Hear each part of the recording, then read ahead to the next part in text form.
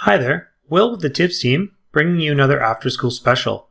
Today's After School Special is about a number of the new Meet features that have launched in September 2020. One thing to note is that while teachers may receive these features immediately, students may not have them right away.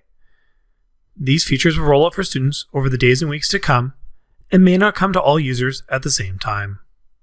The first series of Meet features are user features that will enhance your interaction in the Meet.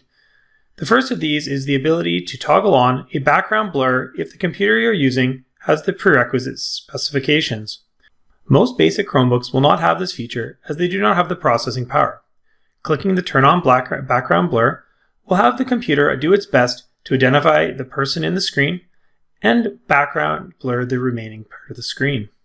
This can be turned on or off, but again will only appear for people that have the required specifications. Another feature is the Enhanced Grid View. Under the three dots, if you head to Layouts, you'll now notice a slider at the bottom that will allow you to set the maximum number of tiles all the way to 49. This will mean that up to 49 people can be displayed on the screen at one time. Do note that if turning this to 49 causes any lagging or audio issues, it may be a bandwidth issue at the location you're at, or that the computer you're on does not have the specifications to truly stream 49 streams at once. You may want to turn that down if you encounter those issues. The final is the ability to pin the host to the tile view when presenting and sharing your desktop. When you're presenting your desktop,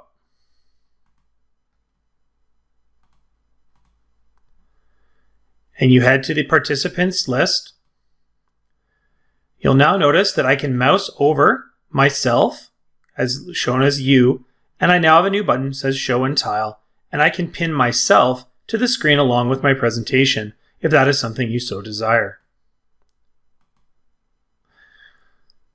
Those user features will make it easier to present and take care of things while you're in your Meet, and will negate the need for extensions such as Meet Grid View. The next features that hosts will have access to is some advanced moderator controls. These can be found in the blue shield icon to the bottom left of the screen. Clicking this will allow you to do two things today and more to come. The first is to turn off the ability for students and other participants to share their screens. You still can, but they will not be able to. And also to turn off chat for all participants. Hosts will still be able to send chats to participants, but they will not be able to receive chats. This means that in the chat section, no one will be there but you. This can also be toggled on and off on the fly directly from the chat section. There are a number of new interactive opportunities for you to work with students in Meet. The first of these can be found under the three dots and has been a much anticipated feature, and that is the ability to add breakout rooms. This feature allows you to define the number of rooms for your class, shuffle the students that are in the breakout rooms, and/or manually move participants into different breakout rooms. Once the breakout rooms are set and ready to go, clicking Create will distribute those users into those separate breakout rooms, and will add a banner to the main Meet showing that breakout rooms are in session. You as the host can join any of these simply by clicking the Join button, checking in with the participants in Breakout 2 as shown as in the banner at the top, move on to another breakout session, again as shown in the banner at the top. Clicking Leave from any of the breakout rooms will put the host back into the main room, and when you're done, you can click the End Breakout Rooms to call all the participants back to the main room with you. At this point, you can continue instruction or create new breakout rooms to send students back out.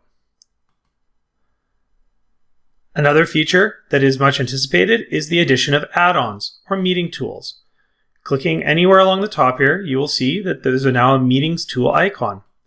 Clicking this brings polls and/or questions to your Meet, another way to interact with students. Polls allows you to start a multiple choice poll, ask a question, launch that question for participants, and you can direct them to answer the question. The names and answers will be recorded So you will receive an email with a list of who answered what question at the end. And when you launch a question, you can opt to either have the results private to you or to allow everyone in the class to see the results at the end of the poll. The poll continues and is live until you choose to end the poll using this button, which locks it so students can no longer reply. Leaving this selected to show everyone the results will show them the results of the poll afterwards. However, you can turn that off at any time. The next meeting tool after polls are questions. Questions are a way that people in the Meet can post questions for you as the host. As we can see, I have a question from a participant in a Meet. I can see when it was posted, who posted it, and that one other participant has given this a thumbs up, indicating that they also have the same question. At this point, I can choose to hide the question if it's something I'd like to come back to later and I don't want other students to be upvoting it. I can answer the question and check the box to mark it as answered in the Meet, or I can delete the question if it's something we've dealt with and I want it to no longer be in the stream for students to see. At this point, I can sort questions by answered, unanswered, or hidden, or by age. Newest first, oldest first, or the most popular. This is a great way to allow your participants to ask questions and also make sure that you've caught up with all of them before you move on.